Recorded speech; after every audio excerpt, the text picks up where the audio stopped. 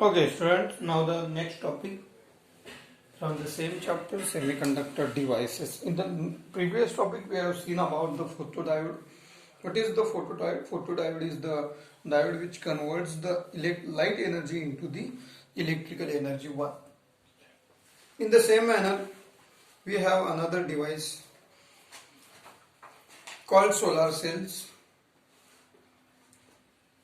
Solar cells, or they are also called as a PV cells, photovoltaic cells. What is the use of these solar cells? These solar cells are used to convert the solar energy or solar heat energy into the electrical energy. One. Now that electrical energy can be used in two different ways.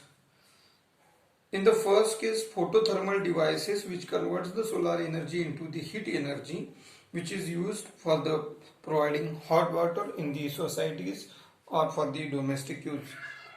And second one is the photovoltaic device which converts the solar energy into the electrical energy. So that can be also used for the different domestic purposes. But there are two types. One, specially thermal devices are used for the hot water availability in the societies, and the second one is the to generate the electrical energy or in the form of the current. These solar cells are also called as photovoltaic or photo PV cells. A solar cell thus works as a source of DC power. So whatever we have the DC source of energy, in the same manner we can use the solar cells to provide the DC energy. So solar cells can supply power for the electrical equipment at the remote areas. For example, deep into the forest or top at the mountains, we don't have any electrical availability of the electrical supply is not available in that case. So in remote areas, we use the solar cells to provide the electrical energy. So we can operate the electrical equipment or devices in that place.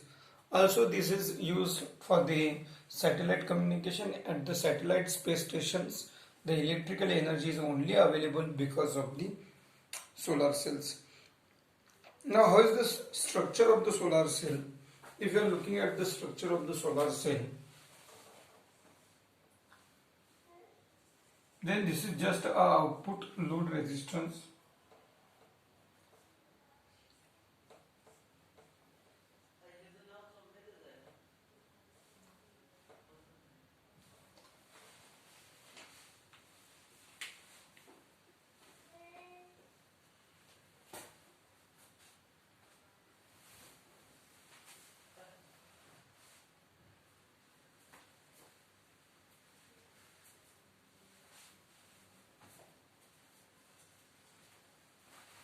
Okay.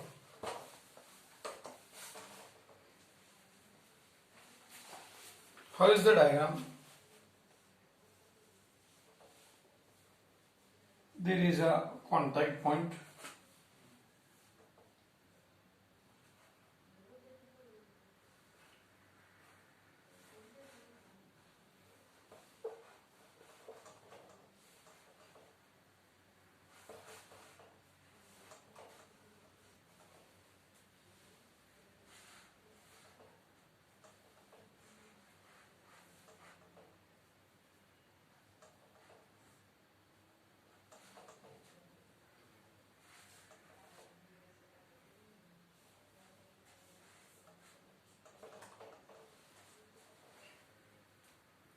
So this is the diode junction and the lights are incident over here. This is nothing but the sunlight is incident over here.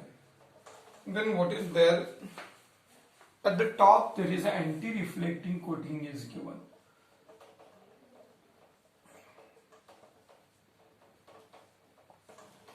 Anti-reflecting coating is given at the top of the panel. Then there is a contact pieces, front contact and the back contact is available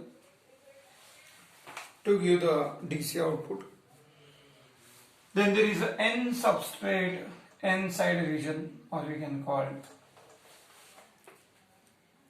There is an emitter called N side and the base is nothing but the P side of the diode. So this is the P region and the N region. So P region is the substrate and the N region is the dopant, or the doping is given over the P region. And this is a rare contact.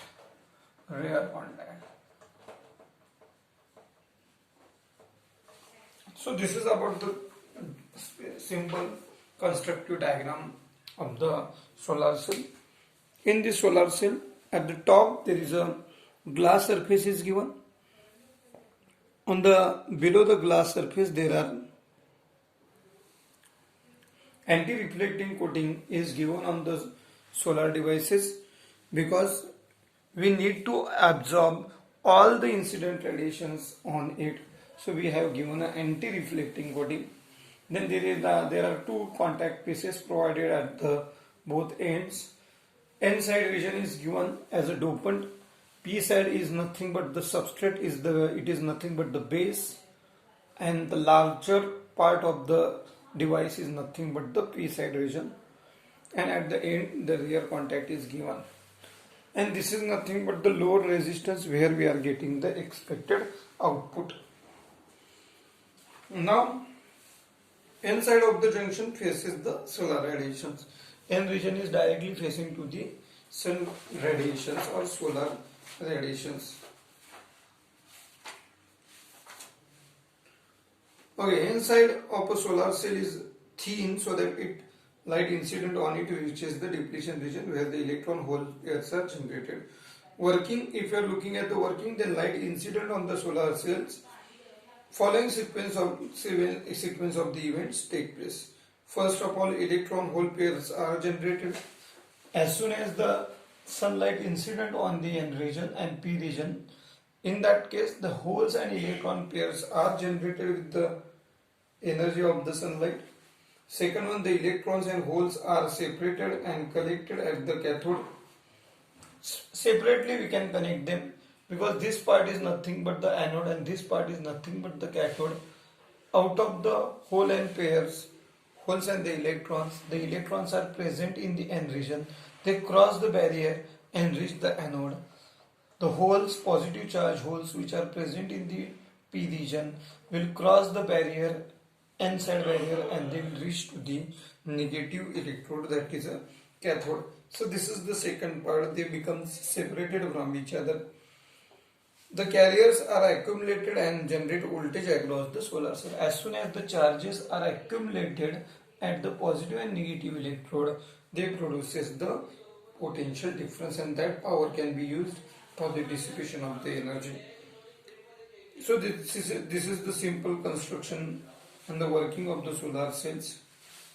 Criteria for the selection of the material for the solar cell. The first of all very important criteria is the band gap should be between 1 electron volt to 1.8 electron volt. Second criteria, it should have high optical absorption. Third, it should have good electrical conductivity. It should be a good conductor. And last one is material should be easily available. So these devices can be made with the material. That material should be available very easily. Uses of the solar cell, as we have seen in the previous case, solar cells are used for charging batteries during the daytime so that batteries can supply the power during the night time. With the help of the solar radiation, we can charge the batteries during the daytime. They are useful at the remote places, as we have discussed earlier, for supplying power to various electronic equipment from calculators to satellite and space stations, to supply power to the traffic signals. Now these are used in the metropolitan cities very regularly basis, because the traffic signals which are working nowadays, they are also working with the help of the energy which is provided by the solar cells, solar panels. In communication stations they are used, and in lux meter to measure the intensity of light. Also they are useful in measuring the intensity of light. Solar cells, solar energy is free from all types of the pollution. There is no any type of the pollution which is generated from the solar cell. And second one, they are available free of cost. In countries like India, they are available in adequate amount with there is no cost of that energy. So this is about the solar cell.